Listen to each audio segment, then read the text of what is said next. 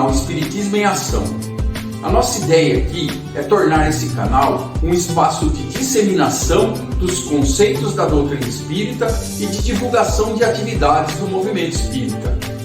Através da produção de conteúdos, vamos buscar resgatar a memória da nossa doutrina espírita, trazendo informações dentro de um contexto histórico e cultural, prezando sempre pela fidelidade doutrinária.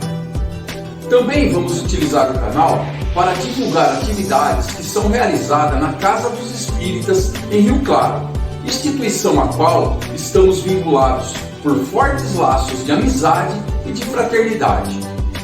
Então, se você tem curiosidade de saber mais sobre a doutrina dos espíritos, ou ainda tem afinidade com os temas vinculados à história de personalidades e de fatos que marcaram o movimento e a doutrina espírita, se inscreva nesse canal.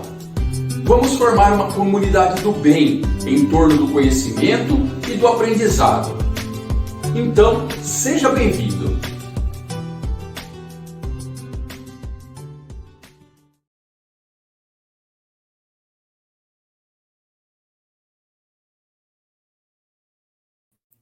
Olá a todos os amigos e amigas que acompanham o canal do IFEP, Instituto de Filosofia Espírita Herculano Pires, e também o canal Espiritismo em Ação. Estamos iniciando aqui o segundo episódio da segunda temporada da nossa série Filosofia e Livre Pensar Espírita. Hoje, de uma maneira muito especial, nós vamos receber o amigo, professor e pesquisador da Universidade Federal Rural de Pernambuco, professor Rodrigo Rosal, para falar sobre o seu livro, que eu tenho aqui um exemplar, Senso Moral e Direito Natural, aproximações entre a ética platônica e a teoria espírita. Então, seja muito bem-vindo, professor Rodrigo. Gostaria de pedir para você se apresentar com mais detalhes e nos brindar, né, com a apresentação aqui em torno do seu livro. Seja bem-vindo. Olá, meu amigo. Um bom dia para você, Lindenberg. Um bom dia a todas e a todos que nos escutam. A alegria, a felicidade, o contentamento é meu de estar aqui.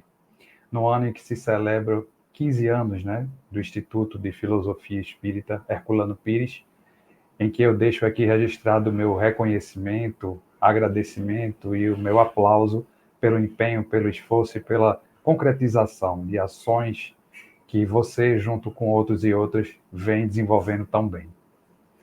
Para quem me escuta e não me vê, eu sou um homem branco, com cabelos castanhos escuros, já com algumas mechas brancas, tenho 48 anos de idade, tenho 1,70 m, aproximadamente 71 quilos, estou usando, nesse momento, uma camisa de manga curta verde, e óculos com armações pretas. Eu falo desde minha cidade natal, Recife, em Pernambuco, onde eu moro e atuo. Como você já falou um pouco, eu estou vinculado nesse momento e pretendo continuar a minha carreira toda como professor efetivo do Departamento de Educação da Universidade Federal Rural do meu estado de Pernambuco, a UFRPE. Nesse departamento, eu, junto com outros colegas, somos responsáveis por ministrar os componentes curriculares e fazer pesquisas correlatas na área de fundamentos da educação e políticas públicas. Então, eu recebo os estudantes, geralmente no primeiro semestre do curso, estudantes de licenciaturas diversas, física, matemática, química, etc., que estão iniciando, na maioria, a vida universitária. Nosso público-alvo aqui não muda, não fica, não dista tanto de experiências outras que eu tive. Bom, nesses 48 anos de vida, eu estou vinculado ao ensino superior há 24, Lindenberg, metade da minha vida. Eu me formei inicialmente em Direito na Universidade Católica de Pernambuco, em 1999, completou agora em julho 25 anos. Fiz estágios enquanto estava no curso, voluntários, no núcleo de prática jurídica que a universidade tinha manutenido por ela, com intercâmbio e convênio com vários órgãos em que a gente podia estagiar.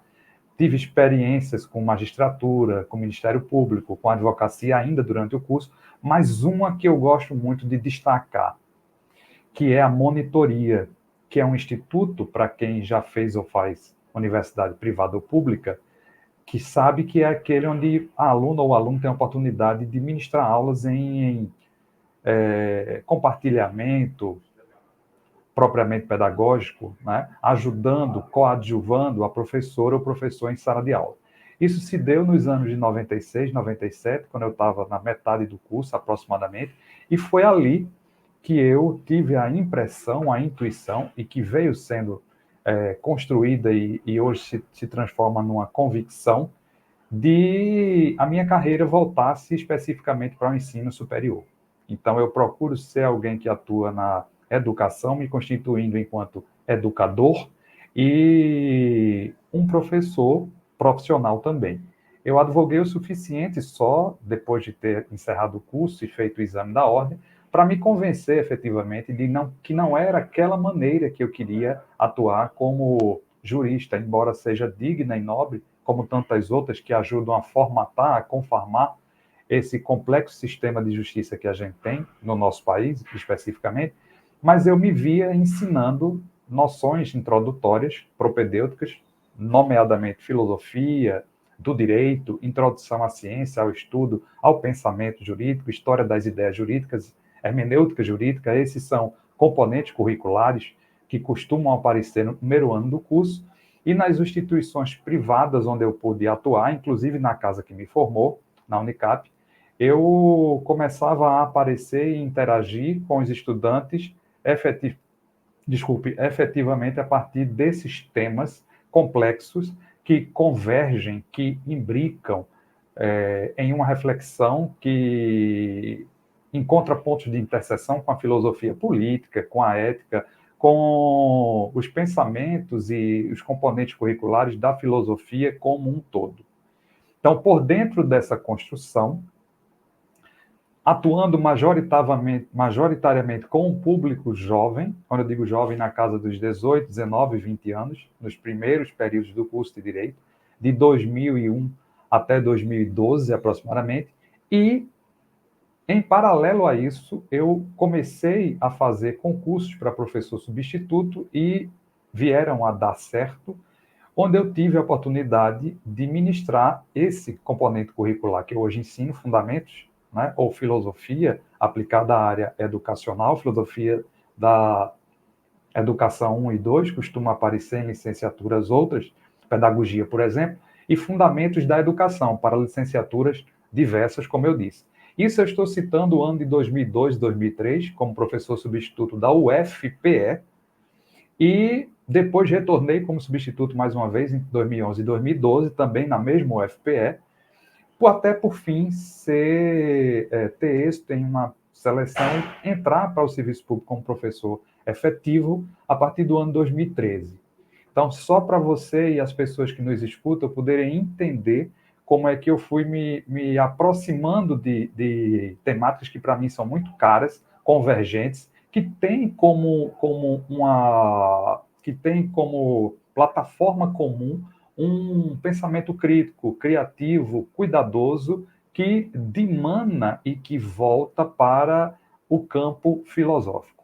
Não à toa, por conta dessa experiência de monitoria, por conta de pesquisas voluntárias que eu fiz ainda no meu primeiro curso de graduação, quando eu fiz mestrado na UFPE, isso se deu em janeiro de 2000, a seleção, e foi concluído em junho de 2002, foi onde justamente eu pude aprofundar essas questões que me eram caras e ainda me são, de filosofia do direito. Nesse mestrado, eu desenvolvi o texto que você apresentou hoje como livro e encontrei professores instigantes, intrigantes e generosos no sentido de abraçarem uma temática que não é fácil.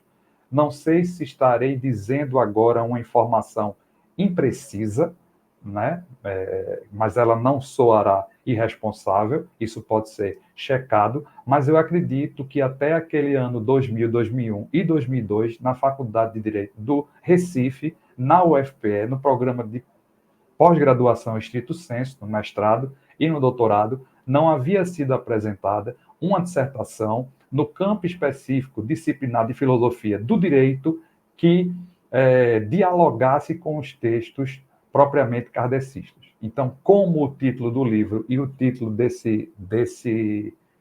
dessa sinopse, né, desse roteiro que eu estou compartilhando com todas e com todos aqui agora, mostra que eu estou tentando dialogar com a noção de senso de justiça, de senso moral, como está escrito numa das respostas do Livro dos Espíritos, e o que a gente chamava de justnaturalismo, ou direito natural, que não tem só um, né? São justnaturalismos, plural. E aí, o subtítulo mostra, efetivamente, quem são os dois autores ou as duas matrizes teóricas com as quais eu estava querendo dialogar. O Platão, né? De onde é possível recolher, retirar por dentro da sua ontoepistemologia ou dos diálogos que ele nos mostra reflexões próprias e reflexões de outros também, onde ele procura fazer uma síntese de uma forma literária muito significativa do que seriam ideias, proposições, teses discutidas na Grécia Antiga àquela época. Então, é razoável dizer, como eu dizia àquela época, e é possível os pesquisadores platonistas especificamente corroborarem isso, ou infirmarem, caso queira, mas não é possível negar que você consegue recolher das ideias postas, inseridas, insertas nesses diálogos platônicos, você deles retirar uma dimensão ética. Então, isso, para mim, é um fato, e não só para mim, era um fato. E depois, quando eu fiz o doutorado em filosofia, que finalizou em 2010, eu não trouxe mais o espiritismo para reflexão, achei que ficaria repetitivo, mas aprofundei a questão da justiça a partir de uma abordagem epistemológica e ética em um diálogo especificamente dele, que eu vou citar rapidamente aqui um trecho também, que se chama República, a República, né? Onde é um diálogo já intermediário, caminhando para a fase de maturidade platônica, que nos seus 10 livros tergiversa, dialoga, reflexiona com diversos temas, e a justiça é um tema central que perpassa o diálogo do começo ao fim. Então, sou formado na área de Direito, com mestrado na área de Direito, com a dissertação, é o que vocês vão ver, uma sinopse aqui agora, e eu agradeço essa chance. Mantive o livro que você apresentou da forma como estava elaborado praticamente na dissertação, com uma dupla finalidade, Lindenberg.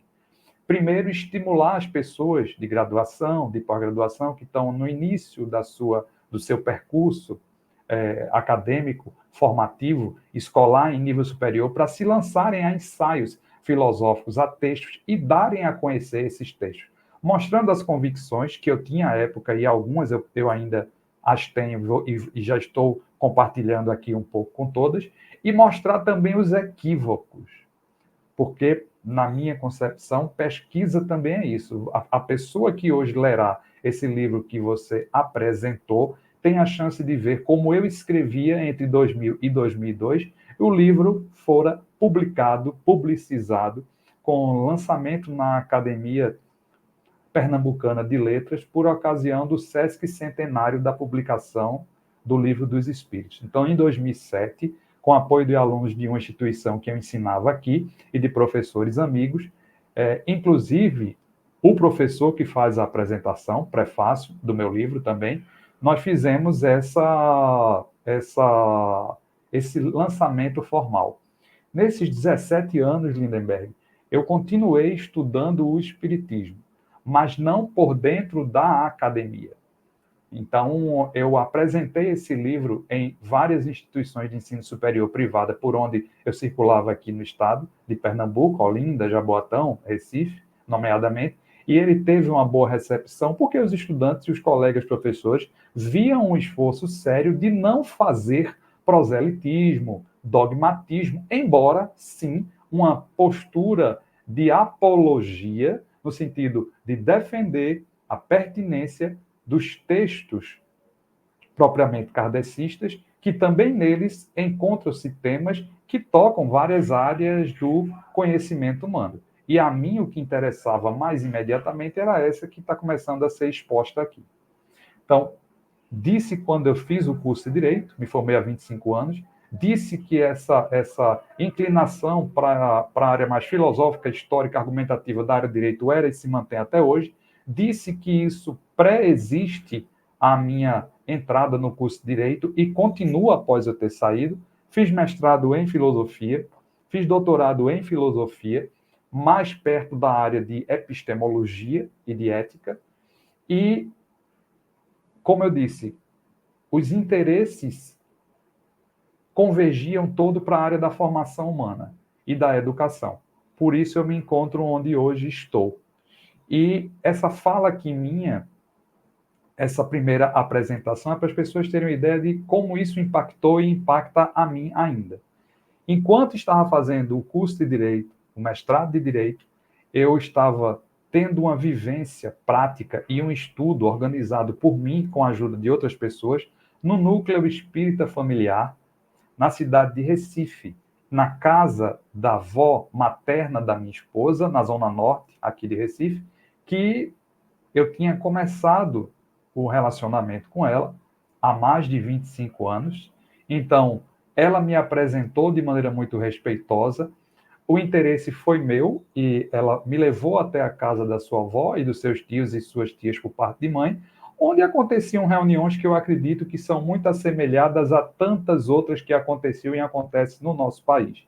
Uma sistemática de fazer uma prece, uma sistemática de ouvir um pouco orientações gerais dos guias, e no meu caso, rapidamente fui chamado para organizar um grupo de estudos para as pessoas mais jovens e para as pessoas mais velhas também, onde a gente discutia os textos espíritas e também trazia temáticas contemporâneas, que ainda são hoje, para discutir a partir e além dos textos espíritas. Isso se manteve até o ano de 2019, 2020, com a pandemia, com o envelhecimento dos membros desse grupo e até morte também de alguns deles. Então, isso ficou mais arrefecido, mas eu me mantive estudando o espiritismo. Não me fazendo conhecer, né? Como você até brincou comigo, para o público que nos escuta aqui agora. Onde é que você estava, Rodrigo? Aí eu brinquei. Na moita. É um bom lugar de observação. E me entenda quem escuta. Então, nesses 27 anos de leituras, em alguns momentos sistemáticas, fruto de um estudo acadêmico, como esse que está sendo aqui exposto, em outros por questões mais minhas, existenciais, reflexivas, eu não me afastei dos textos espíritas. Minha prática espírita hoje se concentra a uma reflexão em casa familiar. E voltei a estudar sistematicamente o espiritismo, apresentando agora trabalhos em eventos, a partir da minha vinculação de fevereiro para cá, a gente está em outubro, né? Hoje é dia 21, há 8 meses aproximadamente, fazendo o curso de pós-graduação em Pedagogia Espírita, organizado pela ABPE, pela Universidade Livre Pampédia, com apoio de livros publicados pela Comentes, que Dora Encontre é a pessoa que está capitaneando isso. E lá nós nos conhecemos, você como tutor de outras turmas e dessa turma 20 que eu estou. Então, acho que esses 10 minutos para as pessoas terem uma ideia da minha aproximação com o espiritismo, totalmente intuitiva, intelectual, minha sensibilidade se limita a isso e eu estou muito bem com isso. E esse texto foi fruto dessa dissertação de mestrado, desenvolvida, apresentada em junho de 2000, finalizada, apresentada e sustentada diante de uma banca em junho de 2022. O meu interesse também da publicidade, eu lhe dei um livro e dei a vários outros pesquisadores e professores por ocasião do nosso encontro lá em São Paulo com a Dora e com outras pessoas há 3 meses e meio atrás, é que as pessoas possam ler o livro e fazer apontamentos. O que gostarem e concordarem, reconhecer também, e o que tiverem de sugestões, para que agora sim, com essas observações judiciosas, criteriosas, oportunas, atuais, meu interesse é expandir, aumentar esse texto. Agora, acredito eu, com condições de ser ainda mais aprimorado, não só pelas observações que vocês me tragam, mas a partir da minha formação no doutorado em filosofia, onde eu pude aprofundar o pensamento platônico, convivendo com gente que, sobre Platão, estuda muito. E isso é relevantíssimo, que qualquer um faça, no meu caso aqui, porque o interesse é óbvio. Então, como é que eu organizei essa fala de maneira, espero eu, didática, clara, compreensível, para quem é da área de direito, da filosofia e para quem não é, principalmente, e de maneira que não canse. Então, numa página, quais são as proposições? Bom, o título você já leu. Então, eu quero dialogar com o que é que tem a ver com a ideia de um direito natural, onde ele se radica, ou se é a partir disso que se radica a ideia de senso de justiça, sentido de justiça, desse sentimento moral, desse senso moral que o Livro dos Espíritos diz que os espíritos têm, que nós temos, e fazendo um entrecruzamento entre o que Platão fala nos textos deles e o que Kardec diz nos seus. Eu parto de uma premissa e de alguns pressupostos, Lindenberg e todos e todas que nos ouvem. A premissa é, eu pensava assim há 20 anos e penso assim hoje. Isso aí eu não mudei. Existe um senso de justiça a ser conhecido, a ser nomeado, a gente nomeia ele, e a ser revelado. A partir dessa premissa, eu coloco alguns pressupostos. Isso aqui não é um rol exclusivo, taxativo, é apenas um esforço de síntese, uma esquematização para mim e para quem nos ouve. Pressuposto ontológico. Enquanto seres espirituais, na minha compreensão, a partir dos textos espíritas, é correto dizer que somos gerados de uma mesma forma, com respeito às pautas identitárias que ganham relevância na questão da diversidade, a democracia, a equipotência, repensar toda a forma de nos constituirmos enquanto sociedade, comunidades, etc., de sermos humanos numa forma de humanização inclusiva e não excludente. Eu não estou desligado disso. Mas isso não exclui, isso não nega, isso não entra em contradição com um pressuposto ontológico que nós somos gerados da mesma forma. Eu costumo usar a imagem, né, não é para chocar nada, mas como se fosse o mesmo ventre gerador de espíritos, ou de seres espirituais. Nós. 2, pressuposto epistemológico. Se há um senso de justiça a ser conhecido, se somos gerados da mesma forma, por que nem todo mundo se entende sobre esse senso de justiça ou sobre essa possibilidade de conhecer, essa cognoscibilidade dessas leis ou desses princípios que existem em alguma dimensão nossa e que podem ser acessados, ativados? Ora, por que a gente não se entende? Aí um pressuposto epistemológico, veja, estamos em momentos distintos de compreensão. Isso é um fato. Isso não dá para entender, na minha compreensão, sem colocar, ao menos como hipótese de reflexão filosófica, a ideia de pluralidade de vidas, a ideia de seres pluriexistenciais e a ideia de reencarnação. Então, não estamos no mesmo momento de compreensão. Isso não tem nada que venha a criar uma hierarquia opressora em relação a quem sabe mais e a quem sabe menos, mas respeita um fato, que é que podemos ter mais maturação, não em termos de quantidades de vida, mas em termos do que foi vivenciado a partir dessas existências. Então, pressuposto ontológico, pressuposto epistemológico. E o axiológico. Não tinha sentido a gente ter um senso moral ou um senso de justiça se ele não pode ser nomeado, conhecido, se a gente não tem essa base comum, embora tenhamos momentos diferentes de compreensão, se não houvesse valores e princípios a serem nomeados. Essa é a minha convicção ainda hoje. Bom, apontamentos a partir dos textos espíritas. Para quem estuda o espiritismo há tempo, para quem não estuda, todo mundo se concentrando nesses itens aqui. Eu procurei fazer um recorte, não vou citá-los, nem procurei abrir aqui para que não canse, mas para mostrar respeito pelo texto. Então, o texto, o contexto e o meu texto.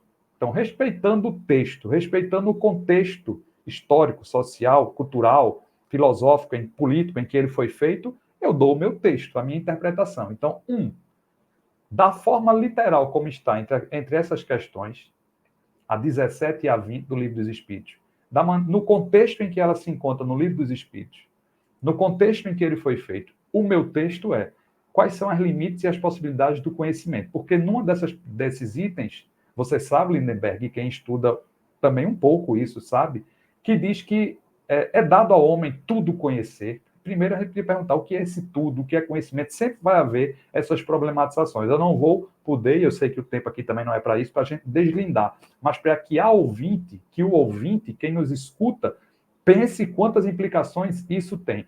Não é dado ao homem tudo conhecer. Ora, se isso é um fato, mas ao mesmo tempo a gente tem a necessidade de avançar no entendimento. Como é que a gente relaciona? Isso é um dilema? Isso é um pseudo-problema? Ou isso é uma questão que merece ser levada em consideração? Então, quais são os limites da cognoscibilidade dessas supostas leis ou princípios naturais, porque feito por uma entidade chamada Deus, e que nós participamos dessa natureza dessas leis, que é acessada, que podemos acessá-la, mas há limite para isso. Como é que a gente harmoniza isso? Fonte de inteligibilidade e de individuação.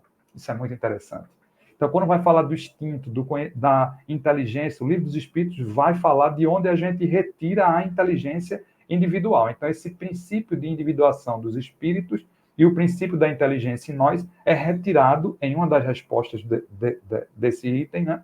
Como se fosse da inteligência universal.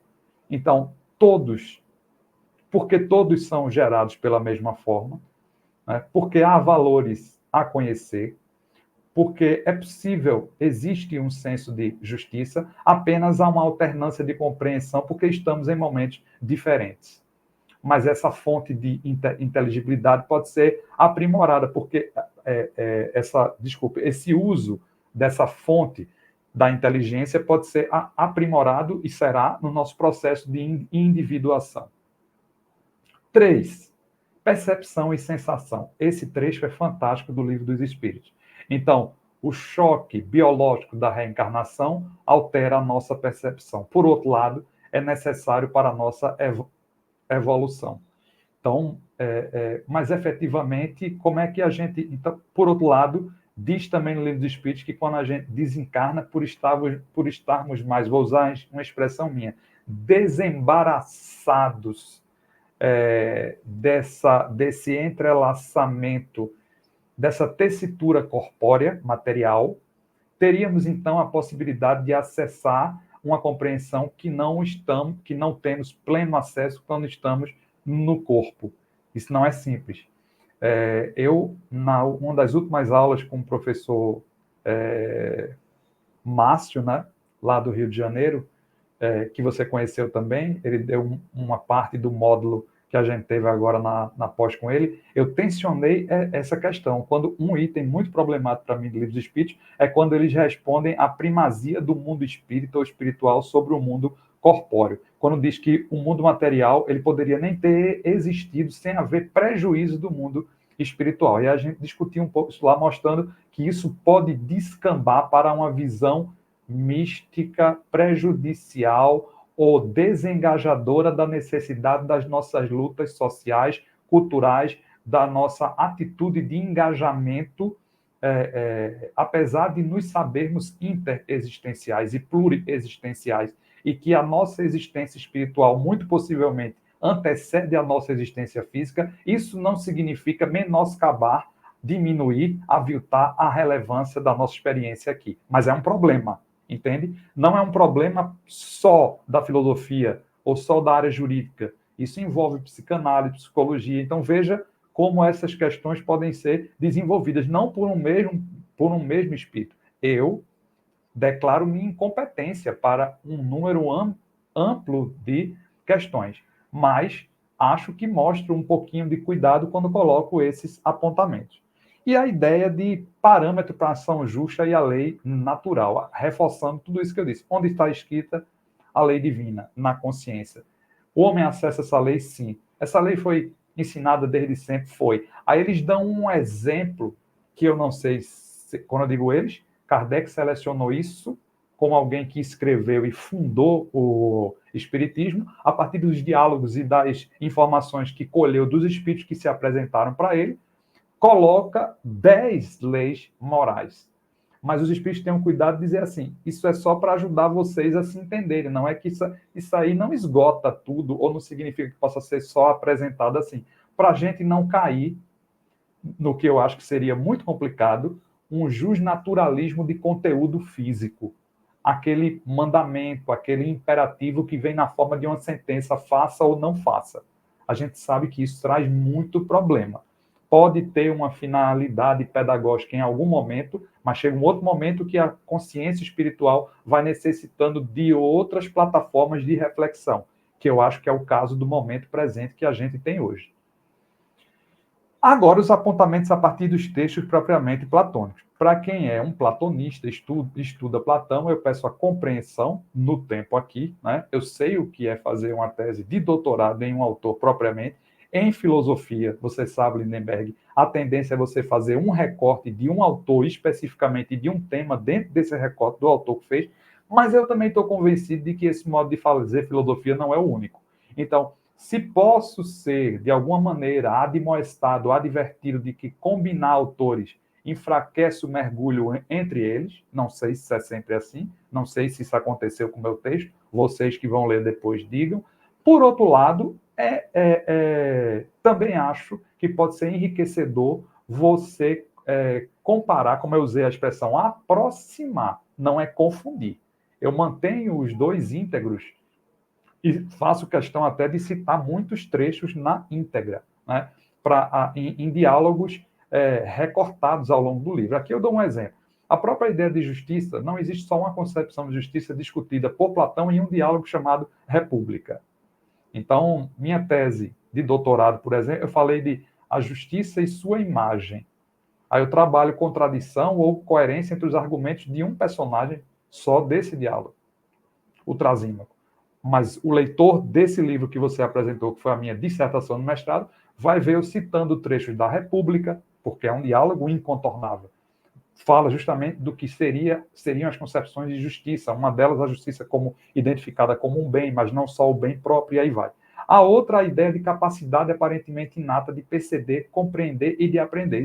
Isso garante a possibilidade de você acessar esses princípios éticos, ontoepistemológicos. O Mênon mostra isso quando Platão discorre a experiência de Sócrates com um escravo que, em tese, não teria condições de acessar um conhecimento para um grego culto da época. Letra C. A função da alma no conhecimento e ou no reconhecimento da verdade. No Teeteto, homenageando um matemático da época, onde vai fincar a ideia e o método socrático e colocar esse método chamado elenkos, que a gente chama muito por maiêutica, com um conteúdo irônico, e coloca, tanto no Mênon como nesse diálogo, o Teeteto, esse método em xeque. Então, isso é riquíssimo para que os leitores se instiguem e vejam se é possível fazer essa costura e combinar com essa questão de que há um limite para o espírito encarnado na Terra tudo conhecer, lá em cima do Livro dos Espíritos que eu citei. E, por fim, o senso moral e a lei natural. Esse diálogo é um diálogo muito complexo. Ao contrário da República, que eu pude me debruçar mais, fazer parte de seminários durante 4, 5 anos, depois, no pós-doc, voltar para ela tal, nas leis, por questão de honestidade intelectual, eu não fiz esse mergulho ainda. Mas tive o cuidado, pelo menos, de fazer uma leitura suficiente para identificar argumentos que trazem elementos bons para a discussão sobre essa possibilidade de um direito posto, como a gente chama, um direito positivado, um direito na forma de leis, como a gente vivencia hoje, ser inspirado por uma concepção de direito natural que não seja propriamente teológica, que não seja muito menos sufocante, que não seja sectária, que seja aberta e crítica o suficiente para a gente aprimorar as nossas instituições, que, ao final, eu penso que a intenção é essa. Tenho uma outra consequência disso tudo. Não tenho como provar isso por argumentos agora, mas quero compartilhar essa minha forte impressão. Quanto mais esclarecidos nós formos a respeito das nossas próprias faculdades, das nossas capacidades, potencialidades, e quanto mais nós nos harmonizarmos e formos nos trabalhando em relação a isso, e interagindo francamente, autenticamente, genuinamente com o mundo, é possível uma diminuição do número de leis. Porque hoje a gente já viu um fenômeno inverso, Lindenberg. A luta por direitos, ou a era de ter direitos, o direito a ter direitos, como Norberto Bobbio falou, e tantos outros, era um dos autores que prefiguravam na época que eu estava escrevendo esse texto aí, né? Falava sobre direito alternativo, direito achado na rua, como uma maneira de se contrapor a um direito posto, formal, seco, a um clamor do povo. Só que a gente viu que isso não foi suficiente para dar conta das mazelas sociais. Então, se legislar não é o único caminho para fazer isso, a educação, no sentido mais amplo do termo, é um fator que precisa ser mais fortemente estudado e efetivado. Bom, eu fico por aqui e retorno para que você possa fazer suas observações. Muito obrigado, meu amigo. Eu que agradeço a você pela excelente apresentação, né? Não terminei de ler o seu livro ainda, mas estou perto, né? E depois eu lhe dou um feedback, mas assim, nenhuma crítica, nada. Para mim, você seguiu um caminho muito interessante dos itens trabalhados. Eu queria ver com você uma questão. Pensando no conceito espírita de justiça, né? E, ao mesmo tempo, pensando também no conceito platônico. E aí, a aproximação entre a ideia de Deus, que está ligada à ideia de justiça na visão espírita, e pensando nas leis positivas a partir da criação do Estado. Então, o meu ponto de tensionamento é como que você vê hoje, no nosso tempo histórico, a organização do Estado, que em maioria nós temos um Estado neoliberal no mundo, né? E como que esse Estado atende ou não, né, o conceito espírita de justiça, se ele está perto disso, se está muito distante disso, né? Ou se esse modelo de Estado é ineficiente para atingir esse conceito. Como que você vê isso? Tá. Primeiro, né? Lembrando, não vou ter condições e nem a pretensão de responder, por exemplo, com base no olhar de um cientista político, que seria muito bom para compartilhar com a gente aqui. Por quê? Por isso que a gente disse, quer dizer, somos espíritos encarnados, mesmo que venhamos dessa mesmo ventre gerador de espírito, mesmo que tenhamos essa mesma possibilidade de conhecer esses princípios, mesmo que esses princípios efetivamente sejam aquilo que devem alimentar a nossa ação humana em geral, transculturalmente, interculturalmente, a gente também reconhece a necessidade provisória de saberes disciplinares. Saberes disciplinares, eu estou dizendo, os campos do conhecimento.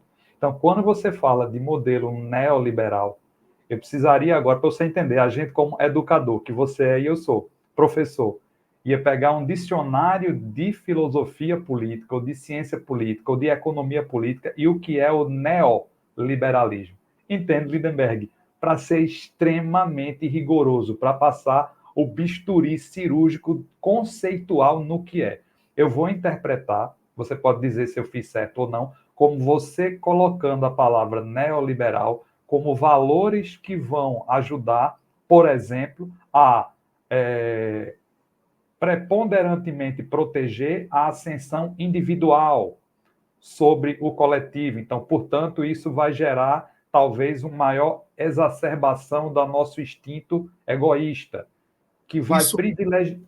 Só complementando, esse é um valor, a questão do individualismo dentro do sistema capitalista. Mas eu falo neoliberal no sentido de práticas mesmo. Então, o Estado neoliberal, que é a maioria dos estados, né, é um Estado que dialoga com o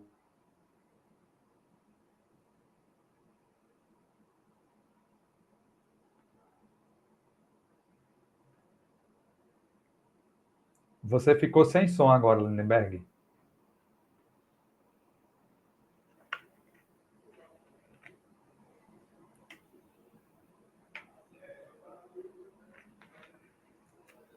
Bom, eu vou aproveitar para dar continuidade, não sei se você me ouve, mas o público, se nos acompanhar, para esse valor do individualismo e essas práticas liberais, né, ou neoliberais, elas podem Oi? trazer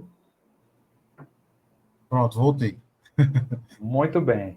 Mas posso continuar daqui? Depois você ajusta, porque a gente finalizou tão bem. Bom, retomando para o público, você estava falando não apenas como um valor de Uhum, o neoliberalismo agudizar, potencializar o individualismo, uhum, mas práticas neoliberais que uhum. dialogam com, se você quiser complementar Com, rapidamente agora, dialogam com o capitalismo e com os interesses dos grandes mercados, interesses da elite, né? Então, é um Estado que até ele, em alguns países, consegue oferecer uma lógica de bem-estar social, por exemplo, né?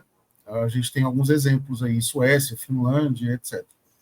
Mas, no geral, as práticas neoliberais, o quanto elas estão distantes ou próximas do conceito platônico de justiça e do conceito espírita de justiça. veja, eu incorreria em anacronismo, se eu comparasse com Platão. Com os textos espíritas é mais fácil. Por que em anacronismo? Porque, embora a gente possa remeter à história de aristocracia, de democracia, de tirania, a reflexões que Aristóteles fez, que Platão também fez e que outros ao lado deles fizeram e legaram isso para a gente, mas é difícil colocar essa vinculação com a ideia de neoliberalismo. Então, eu pediria licença para não dar uma resposta apressada. Agora, com os textos kardecistas, isso é mais fácil, porque os textos kardecistas foram na virada para a segunda metade do século XIX, onde já existiam teóricos e já existiam essas práticas das quais você fala. Eu entendo que o conceito de justiça, que envolve necessariamente o conceito de amor, né? Fala de lei de justiça, de amor e de caridade.